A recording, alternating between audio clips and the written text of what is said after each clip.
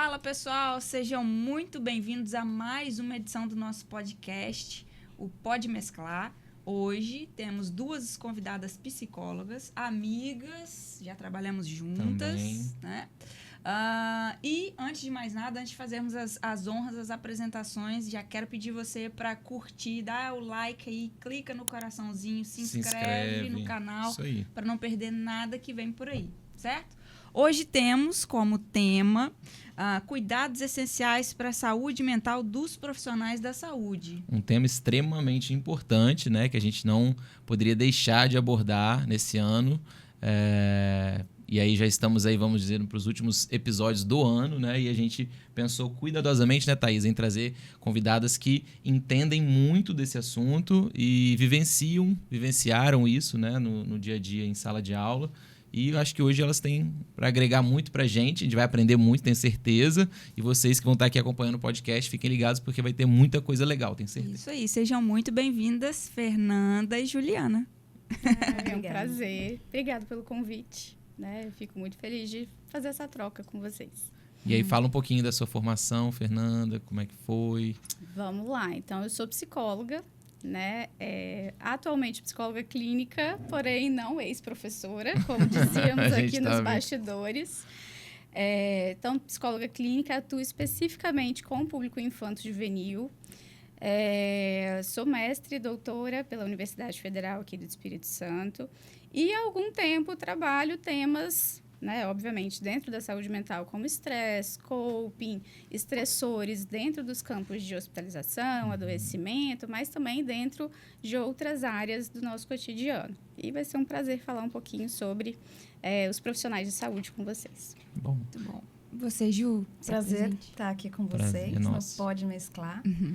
Bom, minha trajetória ela também se encontra com a da Fernanda e com a de vocês, né? Então, eu também fui professora de psicologia, me formei em psicologia, fiz mestrado, doutorado. E eu estou aqui no estado faz 7 anos, né? Então, completei 7 anos de escolha de vida do Espírito Santo. Pelo sotaque é o quê? Paulista? Paulista. E eu vim para cá justamente por escolha, né? Por qualidade de vida. Então, isso é uma questão muito importante que a gente fala muito nos dias de hoje. Eu fiz a minha escolha pessoal. Bom, falando um pouco da minha trajetória, eu trabalho em empresas e organizações desde a minha formação em psicologia. Trabalhei em grandes empresas em São Paulo e, mais ou menos 9 anos, decidi me tornar uma consultora. Então, eu atendo empresas em temas relacionados à saúde mental, desenvolvimento de liderança, cultura. E não só empresas, mas também pessoas que busquem aí novas estratégias de carreira. Então, eu trabalho com pessoas em transição de carreira, que foi o meu tema de doutorado, né? Transição de carreira, busca de qualidade de vida, mudanças, enfim. Então, esse é um pouco da minha trajetória. E, atualmente, também estou com uma novidade, que é uma empresa nova, que é a Mentares, mas depois eu falo um pouquinho mais sobre ela. Bom. Prazer estar aqui com vocês. Legal, meninos. Vamos lá. Falando especificamente dos profissionais de saúde, aí fiquem à vontade para quem quiser responder.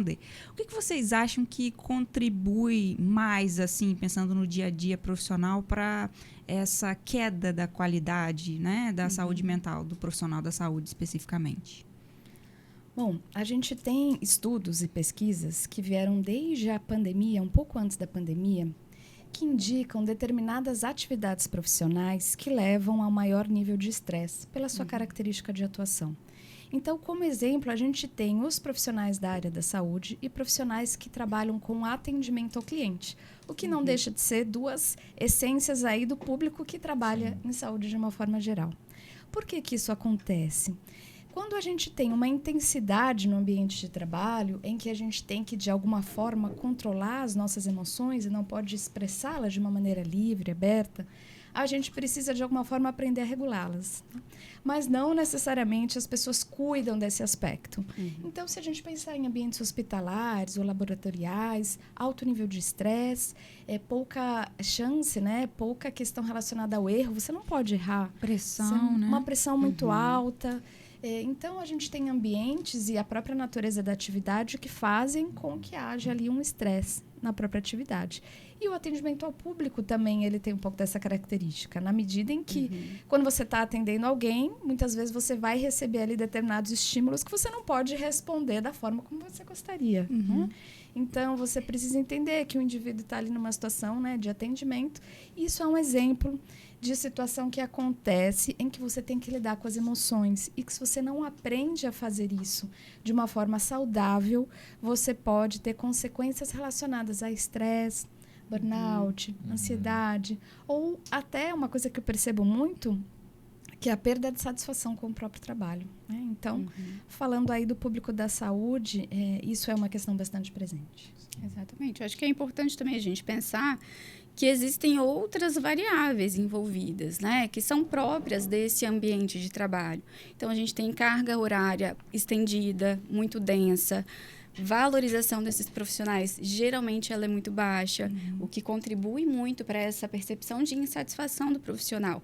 Às vezes, não só com o próprio trabalho, mas o como que ele é visto, né? O quão valorizado ele se percebe dentro daquela instituição. Então, essas questões, elas também contribuem para esse olhar e esse desgaste emocional desse sujeito. Uma outra variável que também é muito colocada é o aspecto da incontrolabilidade desse trabalho. Então, quando a gente fala de saúde do outro e de exercer o cuidar, eu posso propor o melhor protocolo de atendimento. E aí a gente pode pensar não só numa instituição, dentro de um consultório, dentro de uma clínica, eu posso trabalhar da melhor maneira que eu puder. Mas isso não depende só de mim, né? O cuidar do outro depende também de outras variáveis as quais eu não controlo. Então, depende da saúde desse sujeito, depende do quanto esse sujeito vai aderir a esse tratamento, né? O quanto que ele também vai trabalhar para isso. E aí a gente pode pensar, né? Uma vez eu estava no hospital e uma criança com diabetes, ele sabia exatamente qual era o protocolo, o que ele podia e o que ele não podia fazer. Mas ele tinha internações recorrentes. Por quê? Porque comia errado. E aí um dia virei para ele e falei, mas fulano, sempre que eu converso com você, eu sei que você entende. Então não era uma questão de psicoeducação, né? Ele sabia, ele tinha muita clareza do porquê que ele estava ali. E aí um dia ele me contou, mas tia, ficar aqui é melhor do que ficar na minha casa. E aí a gente vê, né, o quanto que o profissional de saúde ele não consegue controlar todas as variáveis. Sim. O quanto que a saúde ela também é ali enviesada, né? E ela é perpassada por várias outras questões. Questões sociais, questões emocionais, questões da própria adesão ao tratamento que está se propondo. Então, a gente não controla, né, a saúde. Uma coisa que eu tenho percebido também, assim, aí não tem como fazer a ligação não fazer ligação entre psicologia e educação, né? As pessoas estão com a gente tem falado recorrentemente até aqui, porque é um podcast que fala muito de educação, sobre a deficiência em sala de aula, no ensino, né, na educação, e como as pessoas estão com dificuldade, aí vem de interpretação, aí se confunde com seguir influenciadores em rede social, e aí isso reflete os comportamentos, né, frente a vocês aí lá na clínica, né? Eu acho que mistura-se muito. Por que eu estou falando esse ponto? Que eu li agora algo sobre as pessoas estarem confundindo o que é ser autêntico com o fato dela sair falando o que ela pensa, achando que aquilo é autenticidade, sendo que ela não tem um tato para falar com a pessoa, né? Ou uma noção do que ela pode ou não falar naquele momento. Sou autêntico e sou assim, como se isso fosse um sinal de uma qualidade, né? Uma qualidade, né? Sendo que às vezes você está usando a sua autenticidade de forma errada, né? É uma pessoa que eu vou me olhar e falar, não, nunca que eu quero ser igual àquela pessoa, não quero ser autêntico assim, né? Então, eu acho que e aí falta o quê? A capacidade dela de interpretar o que é autenticidade, até certo ponto, o que eu posso usar. E eu penso que a psicologia também deve ter influência direta dessa falta de interpretação correta das pessoas da educação em sala de aula, né, eu acho. E aí eu creio que também tenha esse viés, né, que está afetando diretamente. E eu acho que tem um outro fator também, que a gente chegou até a comentar em um podcast anterior, que é a questão da empatia, né? A gente não aprende isso em sala de aula. Nenhuma faculdade ensina, apesar de termos tido até o momento alguns professores maravilhosos, né? Que às vezes tentam dar pinceladas, né? Ou dicas do que podemos e devemos ou não fazer no mercado. Mas não temos a disciplina empatia, como aprender. E o profissional de saúde, ele precisa se colocar no lugar do outro para fazer um atendimento, receber uma criança como essa e entender, por exemplo, poxa, ela prefere comer errado e estar aqui na minha companhia do que estar em casa, sabe? Então, assim... Você tem 2 desafios, né? Tratar a alimentação dela e ainda fazer ela querer ficar em casa, né? Nesse caso, deveria ter tratado mal a criança, né? A criança não querer voltar. Mas aí a gente entra nas outras questões que envolvem a saúde, né? A questão social, a questão econômica. Então, aí é que entra o ser empático para você ser capaz de acolher e de ouvir isso tudo que esse sujeito traz. Né? Porque aquela dor, aquela questão que o sujeito está trazendo ali, ela não vem sozinha, ela não vem desacompanhada. Ela traz ali todo um arcabouço de questões históricas daquela família, da dinâmica, né, do dia a dia que eles vivenciam e de tudo que eles têm. Né? Então, a gente também precisa acolher e conseguir ouvir esses outros aspectos. E aí vem o desgaste emocional. Né? E eu acho assim, você comentou também um ponto, Fê, importante. Os profissionais de saúde têm, muitas vezes, cargas horárias, né, elevadas e salários ruins. E isso leva muitas pessoas a não gostarem mesmo do trabalho e estarem ali por pura necessidade, não prazer. E isso está na cara do trabalhador, né, do profissional. Isso reflete em como ele trata as pessoas. Isso não é da minha alçada. Então, só vou até aqui. Só estou sendo paga para fazer até aqui, até isso. Eu não eu encontro um papel jogado no chão. Né? Eu não estou sendo paga para pegar esse papel jogado no chão. Não é por aí. Né? O meu papel é oferecer o protocolo de tratamento. Saber por que o menino está aqui pela 10ª vez não é o meu trabalho. Sim. Né? Tem uma questão bastante interessante que vem aparecendo, que é justamente a diferença geracional. Né? Então, quando a gente olha, né, quem dá aula há um tempo já, ou percebe diferentes perfis de alunos, as gerações elas trazem necessidades diferentes. E a gente vem discutindo as gerações mais recentes, mais novas, que estão finalizando seus cursos e entrando no mercado de trabalho, como uma geração que não necessariamente quer passar por todas as etapas necessárias, né? Um pouco do que você falou, né? Quer passar por todas aquelas etapas necessárias ali para desenvolver uma experiência, para estar numa atuação profissional.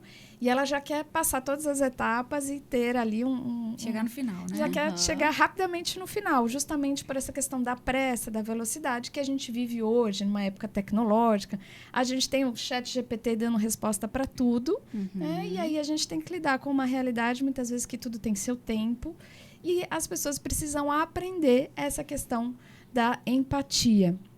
Tem uma discussão bem interessante que vai falar da empatia versus a compaixão, né? Que talvez a essência, quando a gente trabalha na área da saúde, é a gente conseguir olhar os outros com compaixão. Né? De fato, a gente tem dificuldades no contexto do trabalho, dificuldades pessoais, mas quando você faz uma escolha de vida, uma escolha de profissão, e você vai atuar na área da saúde, como qualquer profissional que faz as suas escolhas, você precisa exercer uma questão que é a compaixão. Quando eu enxergo o outro, eu enxergo que eu tenho um papel ali, né, no cuidado, enfim. Eu vou ter minhas limitações, eu vou fazer aquilo que eu posso, mas eu preciso ter compaixão por aquele indivíduo. Isso é uma coisa muito importante, que eu acredito que se cada um que atua, que trabalha, que está fazendo essas escolhas profissionais conseguir refletir, o que eu faço aqui? Qual que é a minha missão nessa profissão? Meu papel, eu consigo ter compaixão pelo outro? Eu consigo me colocar no lugar dele para passar por todas essas fases, ter paciência, crescer na profissão, passar pelas dificuldades que vão existir no contexto do trabalho, manter minha saúde mental? Então, vale também um pouco daquela questão de voltar. Qual é a essência, né? Qual que é a minha missão aqui nessa atuação? Uma coisa que a gente já sabe é que a pandemia ela intensificou muito desses desafios, né? E como que vocês veem isso? Como que vocês acham que a pandemia da Covid intensificou esses desafios? Alguns exemplos assim que vocês possam compartilhar. Eu acho que, se por um lado ela intensificou, eu também percebo uma mudança na percepção desses profissionais, enquanto valorização mesmo. A gente conseguiu ver com a pandemia o quanto que a gente depende desses profissionais, o quanto a gente precisa deles e qual o valor. Né? Então, algo que há muito tempo não se debatia, não se discutia, eu acho que entrou em um assunto ali, conseguiu entrar um pouco no debate, que foi a valorização, né? O quanto que eles trabalham, né? O quanto que eles estão expostos o tempo todo, porque é um trabalho de exposição, é uma linha de frente. E, ao mesmo tempo, o quão mal remunerados, o quanto essas instituições não oferecem, né, ali segurança no trabalho, possibilidades para esses profissionais, bons planos de carreira, o quanto que esses profissionais são invisibilizados de fato.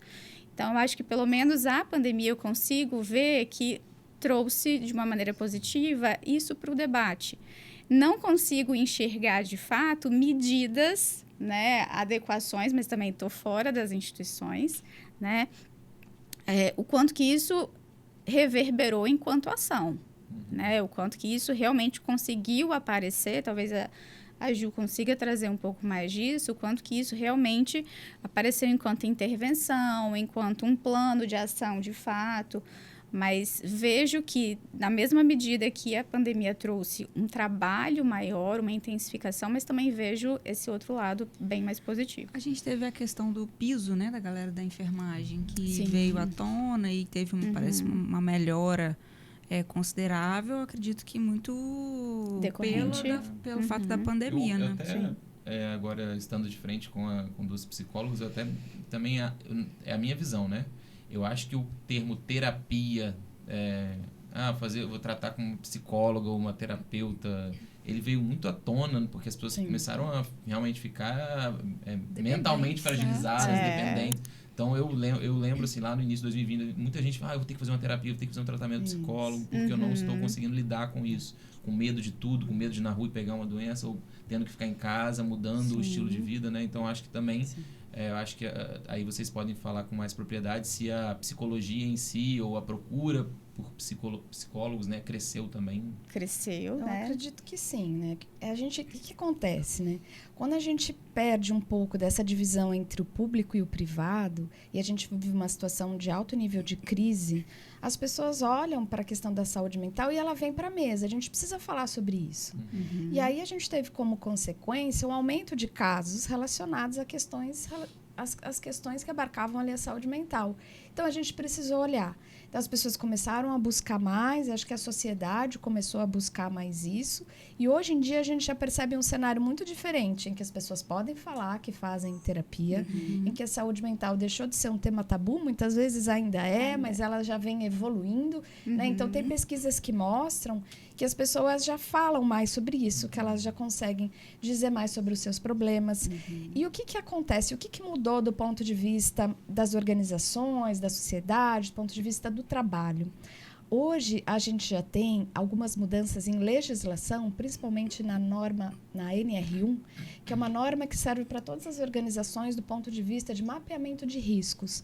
Antigamente, as empresas mapeavam riscos que eram mais relacionados à questão física, né? O risco químico, o risco de altura. E aí a gente tem uma mudança na legislação que faz com que os profissionais, as empresas agora, elas tenham que mapear riscos psicossociais. E o que é isso? É um ambiente de trabalho. Né? Então, a partir de maio, as empresas vão ter que colocar aí não só o mapeamento, mas plano de ação para lidar com qualquer tipo de risco psicossocial, que significa o indivíduo inserido ali. Como é que é a realidade dele? Ele tem satisfação? Como é que é a liderança? Como é que é o modelo de gestão? Ele tem saúde? E vai entrar naquele mapa de risco que se coloca nas empresas? Exatamente. Uma cor só para isso? Exatamente. Então, isso começa a entrar com uma necessidade de estar presente ali, né, neste mapeamento, e as empresas vão ter que começar a olhar para isso também. Interessante. Então, a sociedade vai ali, de alguma forma, trazendo o tema à tona, e vai existindo uma série de estratégias para que isso aconteça de forma prática nas organizações. Acho que vai ficar representado só com aquele círculo grandão. Todo mundo que eu vejo estava comentando. Tá todo mundo com alguma disposição. Todo mundo. Tá todo mundo E assim. tem algum sinal, assim, que é muito indicativo de que aquele profissional de saúde ele está realmente com a saúde mental comprometida? A pessoa ela dá alguns sinais claros, ainda que mínimos, né? Não assim deixando chegar no estupim, na bolha explodindo, mas um início ali. Até para que a gente consiga ajudar de alguma forma. Falar assim, meu amigo, tá na sua hora de ir pra terapia. Né? A gente já tá nesse ponto, a Thaís, eu tô dando conta agora. Falar, não tem mais mentalidade pra pensar em nada. Vamos deixar pra amanhã? Tem uma coisa que a gente fala muito, que é o presenteísmo, principalmente no trabalho. O que é o presenteísmo? É diferente do absenteísmo. O absenteísmo, a pessoa não foi por algum motivo. Então, ela faltou ao trabalho por algum tipo de problema que foi identificado, seja problema físico, né, um problema mental, relacionado às questões de saúde mental. Mas o presenteísmo é quando as pessoas estão ali, elas estão executando, elas estão no piloto automático, mas não necessariamente elas conseguem estar de uma forma completamente presente, fazendo com que o seu máximo potencial aconteça, que ela desempenhe. Então, ela tem falhas de memória, ela tem questões relacionadas ao sono, não é, Fê? Exatamente. Então, ela pode, às vezes, não ter mais a mesma satisfação com o trabalho que ela tinha anteriormente. Então, começa a existir ali uma fadiga crônica, né? Ai, vou ter que ir para o trabalho de novo. Quando antes existia um prazer, uma satisfação em estar ali, existia um aspecto criativo de estar ali, de desempenhar a sua função. Então, essas características muito associadas à motivação, elas deixam de existir. Para além disso, a gente também pode pensar na presença de sintomas, ainda por vezes muito incipientes, né? Sintomas ansiosos, sintomas depressivos, mas que começam a aparecer. Então, uma insônia que antes não existia e se faz presente, uma dor de cabeça, né? Uma dor que antes não existia e começa ali a ser mais recorrente, alterações de apetite. Então, tudo que a gente vai observando dentro da gente, do nosso funcionamento e até mesmo na nossa rotina, que muda. E a gente começa, né, calma, antes eu conseguia fazer uma atividade física, agora eu estou tão atribulado que não cabe mais. Né? O meu sono, todo dia eu acordo muito cansado. A gente precisa fazer pausas e olhar para a gente, porque é isso que a Juliana falou, né? A gente entra no piloto automático e muitas vezes a gente só vai perceber esses sinais quando isso já está agravando a nossa saúde de fato, quando existe um prejuízo ali mais marcado.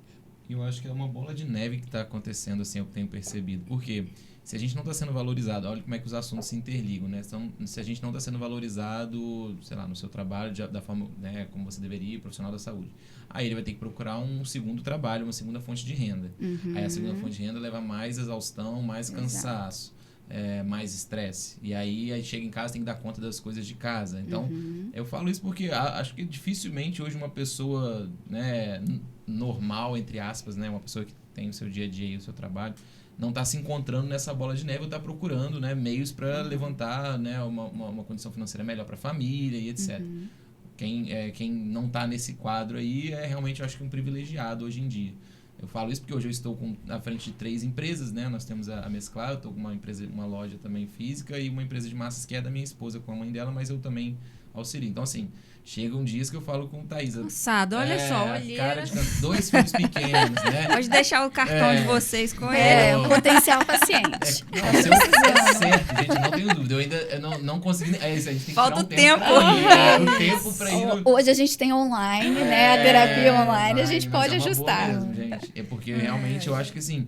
E eu vejo várias pessoas, eu olho pra mim, eu vou conversando com várias pessoas que estão ficando sem tempo. A gente deu um exemplo agora. Marcamos 2 reuniões semana passada com 2 pessoas de empresas diferentes. As 2 simplesmente deixaram a gente na mão. Tipo, esqueceram da reunião com a gente. Sendo que a gente tá querendo comprar o produto dela, né? E a pessoa, então, ou seja, possivelmente ela... Bem atarefada, né? Tá bem atarefada, né? É o esgotamento do final do ano. Exatamente. Então, que bola de neve, né, que a gente se encontra. Eu acho que vocês devem lidar com isso diariamente nas clínicas, né? E é curioso porque a gente começa a perceber como as pessoas chegam mais adoecidas, né? Então, o nível de adoecimento das pessoas também está muito intensificado.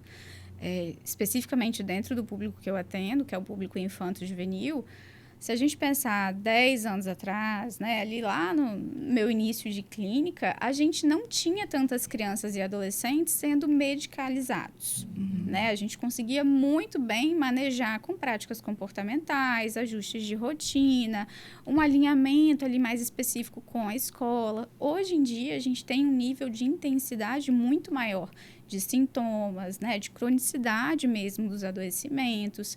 E a gente precisa entrar, na grande maioria das vezes, com a medicação. né? Então, a gente percebe que essa intensidade do adoecimento, né, não só a frequência, mas a intensidade também aumentou. Então, tá todo mundo doente, tá todo mundo muito mal. Pois é, olha que loucura. Aí você me fala uma coisa, né, Fernanda? E aí eu começo a pensar, o aluno ele está entrando na faculdade já adoecido, já medicalizado, ele vai se formar como profissional da saúde, né? A gente fala profissional da saúde que já tem o tratamento, vai pegar uma sobrecarga de trabalho e uma não valorização ainda maior.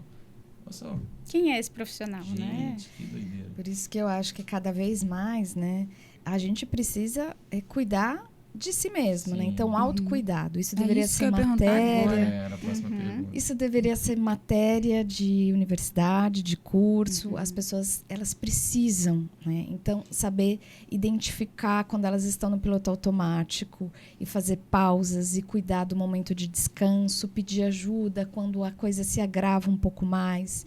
Ter espaços como, né, vocês falaram, entre vocês, né, entre sócios, entre amigos, para que a gente possa trocar, ter um espaço para a gente poder falar, mostrar as nossas vulnerabilidades. Porque a gente vive numa dinâmica social que é como se a gente não pudesse ter vulnerabilidade. Todo mundo tem que fazer um monte de coisa, está todo mundo sem tempo e ninguém quer parar para se cuidar. E onde que a gente vai parar se a gente não se cuidar? Né?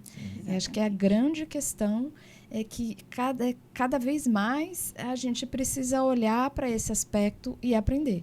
Né? Então, é através de atividade física, é uma psicoterapia, são momentos de lazer, é a reavaliação da sua própria dinâmica de trabalho, e o cuidado ali com a família, quais são as prioridades. Então, esse é um tema que ele não pode deixar de ser considerado quando a gente fala no bem-estar. Né? Senão, a gente não consegue chegar lá no nível de satisfação, a gente alcança bens financeiros, mas a gente não leva a nossa saúde com a gente. Eu vi falando nesse assunto, eu vi um documentário um tempo atrás, acho que foi do Brasil Paralelo. E lá ele falava sobre o mau uso do tempo ocioso, que é necessário, né? As pessoas estão achando que o ficar no celular é um descanso. Eu vou ficar no celular, deitar no celular, no sofá aqui, olhando meu celular, olhando minhas redes sociais, sendo que ela está sendo hiperestimulada. Exatamente. Né? Existe um desgaste, né, cognitivo muito grande. E, para além disso, a gente tem que lembrar também da questão dessa diferenciação que o celular fez com os tempos anteriores. A gente tinha uma limitação muito maior do tempo do trabalho e o tempo do descanso e do lazer. Eu não levava o trabalho para casa do jeito que a gente faz hoje pelo uso do celular. Então, com o celular, seu paciente consegue te acessar a qualquer momento. Sejam férias, fim de semana, feriado, 11 horas da noite. E aí, se a gente não faz essa limitação, não olha para a gente e entende que o nosso tempo do lazer, da pausa, ele é necessário, a gente vai, né? A gente entra nessa bola de neve, quando a gente vê, a gente está ali com filho, família, almoço de domingo, respondendo paciente. Loucura, e aí, Fê, como que a gente consegue equilibrar, então, pegando nisso que você falou, essa parte pessoal e essa parte profissional? Existe momento de equilíbrio, sabendo que existe esse fato da presença do celular que está a todo momento? Qual que é a dica? Eu acho que a gente precisa olhar para a gente e valorizar o nosso tempo enquanto profissional.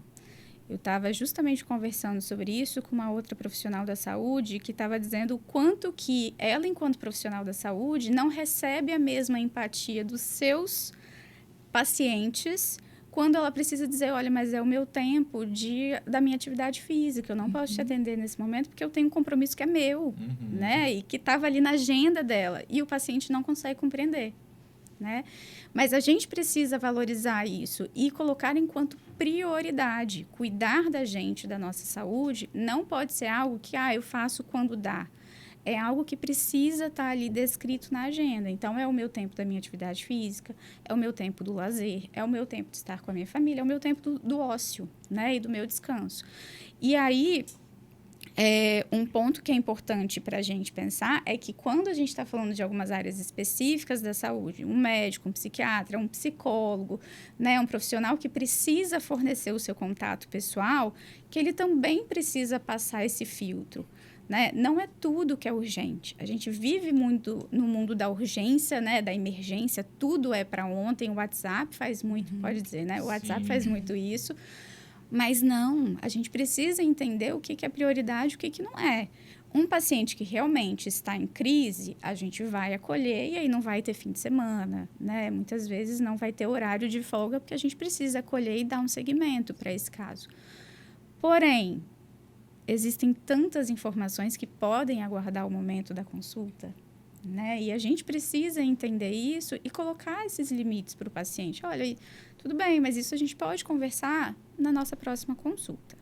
Isso vem muito acompanhado, assim, é difícil, aí pegando o gancho no seu público infanto-juvenil, que a gente falou, e a gente também, né, que pega o público jovem nas faculdades, acho que vem muito com a maturidade, assim, é porque eu me enxergo, eu vejo, cara, o Glauber de 4, 5 anos atrás, ele não tinha essa maturidade psicológica de saber que ele tem que parar agora. Sim. Eu tô percebendo, eu conversei até com a minha esposa esses dias, que o meu domingo está sendo mais proveitoso. Eu estou realmente conseguindo me desligar no domingo de tudo. Porque quando eu não estava fazendo isso, eu estava realmente ficando muito ansioso, muito nervoso, muito estressado. E aí, coisa que há anos atrás eu não tinha isso, entendeu? Eu realmente chegava no domingo, quando a gente abriu a empresa, eu ficava... Agora eu estou, pisando já, calma, porque não está dando conta. Sim. E aí, acho que o jovem, ele chega sem essa maturidade, sem saber, então ele precisa... dar conta o tempo inteiro e fazer o tempo inteiro.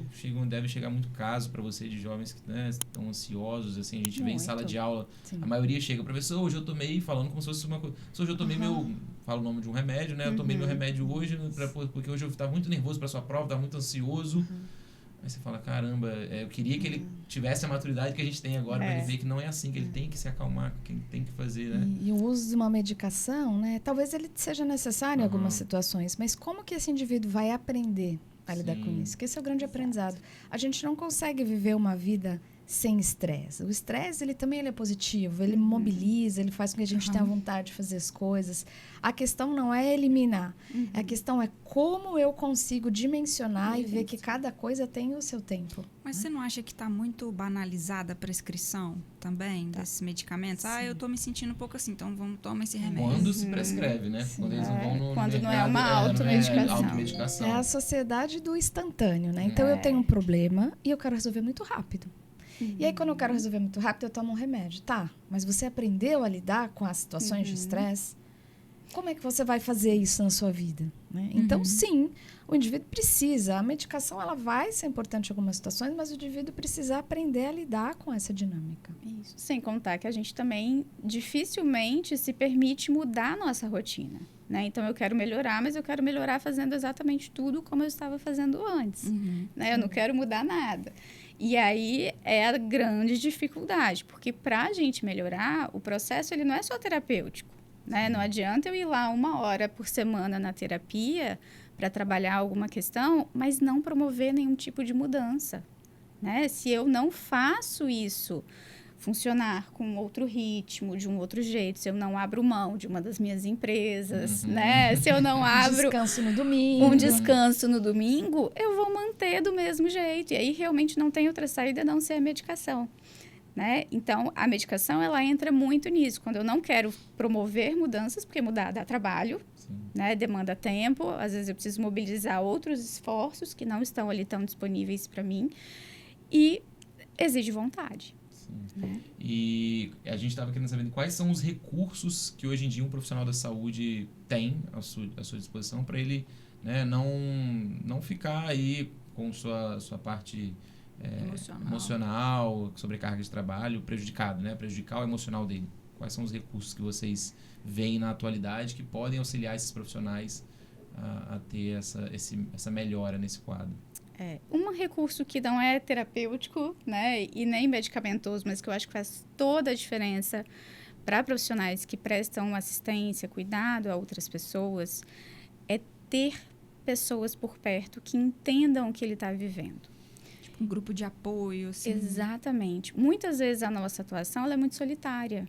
Né? Se a gente está no hospital, a gente ainda consegue ter mais parceiros ali, ter colegas e a gente troca um pouco mais.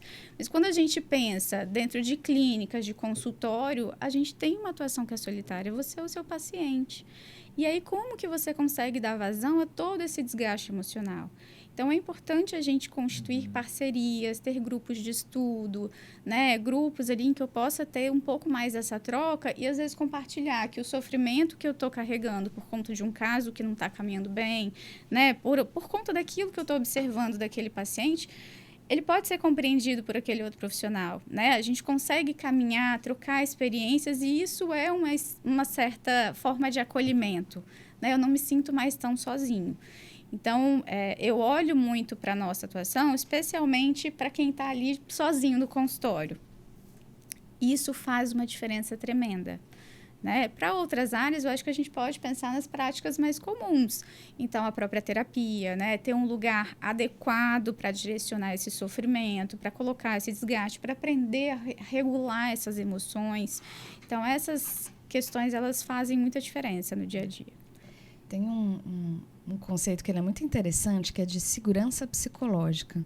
Se fala muito sobre isso hoje, foi um conceito que nasceu no ambiente hospitalar. Eles faziam... a Amy Edmondson fez uma pesquisa e ela percebeu que existia um time ali, uma equipe que funcionava muito melhor. E o que tinha de especial naquele time? Era um time que tinha confiança. As pessoas podiam expressar vulnerabilidade quando elas não sabiam, elas podiam errar sem medo de ser punidas, elas podiam falar sobre as coisas, dar ideias, ter criatividade, elas podiam ser elas mesmas no ambiente de trabalho. Então, se a gente pensar uma coisa tão simples, né? A gente poder ser a gente mesmo e não ter medo, e é uma das coisas mais essenciais que a gente tem para as pessoas ficarem saudáveis no ambiente de trabalho. Então, como é que a gente faz para construir mais ambientes assim? Que a gente possa trazer nossa vulnerabilidade, falar sobre os nossos medos. É o acolhimento, nada como ser humano olhar no olho do outro e falar o que está sentindo e ter ali, né, uma postura de lideranças, de ambientes também organizacionais que olhem para essas pessoas e cuidem disso. A gente precisa cuidar, a gente precisa se cuidar, né, o indivíduo assumir a sua responsabilidade, ele tem que fazer parte dele, mas a gente precisa ter ambientes também que se proponham a cuidar, olhar para o outro e tratar as coisas com mais humanidade. A gente foi trazendo as coisas num nível tão duro, muitas vezes, né? E a gente percebe pessoas com medo no ambiente de trabalho, sofrendo. E isso gera insegurança, isso vai gerar, obviamente, mais questões aí relacionadas também ao emocional. Fala se elas não são muito maravilhosas. Um papo aqui até... Né? Há semanas. É verdade. E assim, uma dúvida aí, minha, né, que eu ainda não... Na verdade, eu nunca fiz uma consulta com a psicóloga, não que eu não preciso, é o que eu falei com vocês. Falei, mas, potencial paciente. Em que momento... não sei se é fácil perceber. Em que momento que eu percebo que eu preciso agora ir me consultar com uma psicóloga? Ou será que precisa ter esse momento? Não, às vezes não precisa necessariamente estar passando por algo. Né? Eu não preciso esperar, muitas vezes, ter uma grande questão, né? Porque quando a gente observa que existe uma grande questão, a gente muito provavelmente perdeu ali onde que a coisa começou a desandar. Então, a gente pode ir no momento que a gente se sente com essa necessidade mesmo, de compartilhar algo, de ter um ambiente seguro, acolhedor, sem julgamento, porque a terapia ela também é esse espaço de escuta ativa, né? Uma escuta livre de qualquer tipo de críticas. Então, no momento que eu sinto que eu preciso tomar uma decisão, que eu preciso mudar algo na minha vida, que eu sinto que algo não vai bem, a gente pode fazer esse movimento de busca. E às vezes a gente procura um amigo, que é ótimo, né? Amigos são ótimos, estar com amigos. Só que o amigo vai dar conselho, né? Ele vai falar, eu acho que você faz isso, acho que você faz aquilo. Vai contar uma história mais triste ainda, porque ele também está precisando desabafar. Então, acho que a grande pergunta é, será que eu estou conseguindo sozinho? Será que eu não preciso de alguém para me ajudar a resolver isso? A mudar uma coisa que está doendo em mim? Será que eu não preciso olhar para essa coisinha aqui que eu estou levando e vai se repetir na minha vida? Eu estou aqui sofrendo, não faço nada com isso? Então, eu acho que essa é a grande pergunta, que não necessariamente um amigo pode ajudar, mas é alguém especialista para ajudar a você olhar você mesmo. Tá convencido? Já vou marcar minha consulta, viu? Hoje, né, ainda tem consulta tá aqui online. O cartão. Mas eu tava... são várias coisas que me vêm à mente, assim, inclusive alguns casos de pessoas que eu conheço que foram fazer terapia, mas também, assim, profissional ruim tem em qualquer área. E aí, eu sei que, no final das contas, né, o profissional fez essa pessoa, ou ajudou ela a tomar essa decisão, uma decisão que todo mundo julgava não ser boa para ela, e ela não ficou bem mesmo depois dessa decisão, porque... enfim, não conheço a fundo, aí vocês vão poder falar melhor. Se às vezes o psicólogo ou o terapeuta, ele segue uma linha de raciocínio, e a pessoa que vai com ela, uma linha de pensamento, uma ideologia, ela vai acabando seguindo, por exemplo, uma pessoa que está numa crise de casamento. Aí ela vai querendo melhorar, ela acaba separando de vez depois que ela faz a terapia. Pode ser que realmente tenha sido melhor para ela, óbvio, né? Mas nessa situação, né, acabou que a pessoa ela se resolveu, né? Mas o que vocês acham? Que tem isso mesmo? Tem muito... tem esse tipo de profissional ou não? O psicólogo, ele tá... É fácil para vocês falar sobre isso? Dúvida, gente. Profissional ruim existe em qualquer área, né? Acho que é bom começar com essa frase. A gente não está isento a cometer erros, a ter dificuldades. Mas uma premissa da psicologia, principalmente quando a gente está falando da terapia, né? O psicólogo ele pode estar em diferentes áreas aí de atuação, mas quando você está na terapia acolhendo a dor do outro, a premissa básica é: as minhas ideologias, as minhas crenças, a minha religião ou tudo mais que eu trago, fica daqui da porta para fora, né? E quando eu estou frente a frente a um paciente, eu não posso ouvir a dor, a história desse paciente usando o meu eu pessoal para criticar, para analisar, para elaborar essa informação. Porque senão, sim, aí o que eu vou fazer é um aconselhamento com base na minha visão, nas minhas ideias. E a ideia não é essa. Quando a gente está no processo terapêutico, é o próprio sujeito que determina quais são as ações que ele vai tomar. E não cabe ao terapeuta avaliar se aquilo está bom ou não está. Porque é do sujeito, é a história dele. Quem vai viver aquilo é ele, sejam acertos ou sejam erros. Então, a gente precisa entender que quem toma a decisão é o paciente. Às vezes a gente assiste belas burradas do paciente, assiste, mas é o que ele precisava fazer naquele momento, porque ele assim decidiu. E aí a gente vai estar ali para acolher, para entender, para elaborar junto com ele aonde que ele aprendeu, aonde que ele entendeu que não, que ele tinha que ter feito aquilo mesmo, que senão ele ia carregar isso pro resto da vida, ia ser um e se, né, que ele ia carregar. Mas o papel do terapeuta não é aconselhar, não é dar o caminho. Mas existe essa questão de a linha, por exemplo, a Fernanda segue uma linha, a Ju segue uma linha, a Fernanda segue outra, então se eu quiser essa linha de raciocínio eu vou consultar com a Ju, com a Fernanda, ou não, isso não pode? E tem uns terapeutas que tem falam e tem outros que só escutam, não tem isso? Mas aí a gente está falando de abordagens, né? Então, existem psicanalistas, existem terapeutas cognitivos comportamentais, terapeutas comportamentais. Então, isso vai pautar a forma como a gente entende o homem, né? Como a gente entende que esse sujeito, ele se comporta, qual é a constituição desse homem.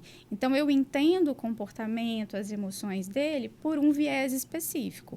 Mas, independente da linha que eu sigo, né, da abordagem que eu entendo esse sujeito, ainda assim o meu papel não é de aconselhar. Mesmo que seja, né, a cognitivo-comportamental, que é a linha que a gente trabalha, ela é uma abordagem muito ativa. Então, a gente não é um terapeuta passivo que fica ali só escutando. A gente está o tempo todo indagando, questionando, né, colocando esse paciente para pensar fora da caixa mesmo. A grande questão é, em nenhum desses momentos de atuação da nossa parte, a gente pode dar o caminho. Né? A gente pode dizer, eu acho que você tem que se separar mesmo, porque não está legal do jeito que está. Né? Que prática é essa? Isso é assunto para outro podcast.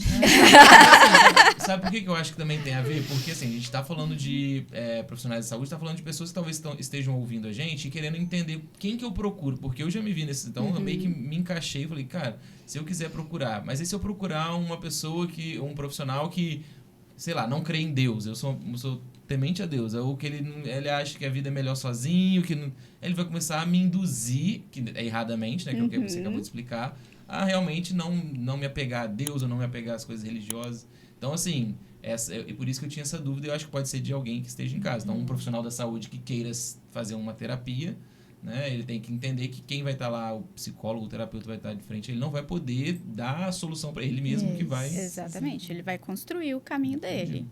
A partir daquilo que ele acha que faz sentido para ele naquele momento. Pode ser que em algum momento ele fale, não devia ter seguido por aquilo, mas lá atrás ele não sabia. Né? Ele precisava fazer, talvez, para tentar. Vocês já vivenciaram alguma história, óbvio, né? Sem falar, né? Eu sei que tem toda a questão ética, de algum profissional da saúde que vocês conseguiram, ouviram uma melhora após, se vocês puderem compartilhar de alguma forma. Eu acho que história é sempre muito... As pessoas gravam bastante aquilo, né? Uma coisa positiva ou uma coisa também negativa, não sei até que ponto vocês poderiam falar sem comprometer, né? Com nome, nem revelar nada, assim. Eu já vi alguns movimentos interessantes. O meu trabalho ele é mais dentro das organizações, né? Então, eu fiz uma formação específica para um grupo da área da saúde ali, de enfermeiros e assistentes de enfermagem, sobre autocuidado. E as pessoas, a partir daquela reflexão, né, do que eu estou fazendo com a minha vida, de como é que eu estou conduzindo, como é que eu me sinto, as pessoas pararam para fazer aquela lição de casa que a gente tem que fazer e não faz porque está no piloto automático. Né? Então, elas pararam para fazer aquela lição de casa e fez muito sentido. E eu recebi depois um feedback de uma pessoa que veio falar, olha, Ju, eu percebi que eu estava indo por um caminho que não era esse caminho. E muitas vezes a gente culpabiliza a instituição, o trabalho, a gente coloca a culpa no outro. Né? Mas a questão não é quem é o culpado, é como é que a gente vive isso. Né? Como é que eu estou vivendo a minha relação com o trabalho, a minha relação com a minha profissão, com a minha família, como é que eu estou olhando para mim mesma. E aí ela falou o seguinte, a questão é que eu deixei de olhar para mim mesma. Se eu não me colocar em primeiro lugar, nada vai rodar direito. Né? Então, eu acho que essa reflexão é uma reflexão que a gente promove quando a gente provoca essas pessoas a olharem para elas mesmas. Vocês estão se cuidando? Como é que tá? E aí, para pensar, né? Fazendo alguma coisa ali estruturada, a gente consegue ter um resultado positivo. Eu até esses momentos de podcast, assim, engraçado, que eu falei com a Thaisa, que era um projeto que a gente tinha dado uma parada por causa do congresso, e aí eu falei, cara, eu tô com uma saudade de fazer podcast por causa disso aqui, ó, de olho no olho, bate-papo, de você conseguir ouvir o outro, você conseguir falar, porque só fica com o celular, a gente fica o tempo inteiro antenado no trabalho. Sim. Então, eu acho que as pessoas estão começando a gostar. O podcast veio e ficou, né, que a gente vê muita gente hoje fazendo podcast, tanto pelas pessoas que estão ouvindo ali um bate-papo, elas param para ouvir algo construtivo, né? Então não é só ali ficar vendo o Instagram, etc. Como também as pessoas que fazem, idealizam. Eu falei com o Thaís, eu adoro, é um projeto. Curte, né? A gente curte esse momento, que eu aprendo tanto, eu conheço tantas pessoas, né? Igual a Thaisa, que é mais próxima de vocês eu conheci por vista, assim, né? Mas e isso é muito bom e as pessoas perderam, né? Um pouco disso, bastante disso, né? Desse olho no olho, desse contato. E essa troca, então eu acho bem... Por isso que a gente tem um café terapêutico, A gente né? tem um grupinho no WhatsApp. A gente Inclusive, pratica, já né? precisamos marcar o próximo encontro. Né? Já vai ficar para 2025, Tá vendo? É terapia provavelmente. gratuita que eu A gente também se Acho que ela cuida. fez um investimento, né? Bom, as amigas, né? A gente se cuida. Não, mas é É mútuo. uma troca, né? né? Uma troca. Bacana. Meninas, Muito bom. muito obrigada. Passa rápido, Prazer. né? Passa. Muito obrigada mais uma vez por ter aceito o convite. Foi muito especial fazer esse podcast com vocês. Espero que vocês tenham curtido tanto quanto a gente. Deixa o contato Deixa de o sua rede arroba de social, vocês, né? E deixa um recado aí pra deixamos. galera que tá assistindo a gente, que é muito estudante, profissional da saúde, para que eles possam, de alguma forma, aí, acho que melhorar o estilo de vida deles, não sei, deixa E uma encontrá-las, caso precisem, Né? caso queiram, né? Eu acho que a ideia é se cuidem, né? Olhem para vocês, avaliem como vocês estão se sentindo, né? Isso é muito difícil da gente fazer. Eu trabalho com os pequenos muito essa questão de nomear, de perceber o sentimento, de entender, porque a gente não faz isso no dia a dia. E aí eu percebo que os adultos também não sabem fazer isso. Olhar para a gente mesmo e entender o que eu estou sentindo nesse momento. Eu sei dar nome ao que eu estou sentindo? Eu consigo reconhecer essa sensação? Isso me faz bem ou não? Porque isso dita muito de como a gente está, né? Então, eu estou no meu trabalho, mas eu estou prostrado, eu estou desanimado, eu não quero mais ir no meu trabalho. Toda vez que eu acordo, eu penso, eu tenho que ir no meu trabalho. Como que eu me sinto? Então, olhem para vocês mesmos, né? Olhem e não hesitem em buscar ajuda, né? Procurem bons profissionais. Bons profissionais a gente vai tentando achar por até indicação, né? Alguém que já foi, conhece uma pessoa que é bacana, que tem uma boa ética de trabalho. Então, não hesitem em buscar ajuda. Olhem para vocês, reflitam sobre como está essa vida, estudantes principalmente, né? Tem uma gama ali de sofrimento emocional muito invisibilizada, Mas não hesitem também de buscar ajuda se perceberem que é o momento. E quem quiser achar a Fernanda, tem um arroba Um Instagram absolutamente não movimentado. E ela é psicóloga mesmo, só conversa aqui, ó, no teste. Eu juro que eu tentei fazer um movimento, mas eu entendi que me adoecia. Então, eu sou uma pessoa agora que tá lá. O que tá postado, não existe mais nada. Mas é um contato, às Mas vezes, é o né? contato, né? Então, é Nanda Caprini. Podem ficar à vontade, acolho todo mundo que aparecer. Só não sou a pessoa mais ativa nas redes. Eu acho que uma dica importante é a seguinte: a gente vive numa sociedade, num momento em que a gente sempre acha que a grama do vizinho é mais verde que a da gente. Uhum. Então, a gente acaba se organizando e vivendo por prioridades que nem sempre são as nossas. Uhum. Então, uma coisa que eu gosto sempre de dizer é assim: o que você veio fazer aqui nesse mundo? O que te faz feliz? Né? E não aquela felicidade que a gente fala de uma forma, às vezes, leviana. Né? São momentos de realização, aquela felicidade no dia a dia em que você se sente satisfeito, vê que você fez a sua parte, consegue equilibrar a sua vida. Não é fácil. Tem um monte de gente que fala isso para mim: você até parece que é fácil. Não é fácil. Mas pense naquilo que é essencial para você. Né? Na essência, você consegue encontrar os caminhos. Muita atividade física, boa alimentação. A gente vive num estado maravilhoso. Eu sou uma ex-paulista que vim para o Espírito Santo para ter qualidade de vida, então eu não posso deixar de falar. Então, o cuidado físico também é muito importante. E o cuidado com a sua saúde mental, o seu bem-estar. Né? Quem quiser me encontrar, Juliana Berzin, psicóloga. Eu sempre posto dicas sobre o trabalho, saúde do trabalho, contando um pouco o que está acontecendo por aí. E também tem a Mentares Consultoria, que está saindo do forninho agora. Legal. Que é uma consultoria também voltada para a saúde mental nas organizações, desenvolvimento de liderança. Então, bons ambientes de trabalho dentro das organizações também. Então, me procurem lá no Instagram, que eu estou por lá.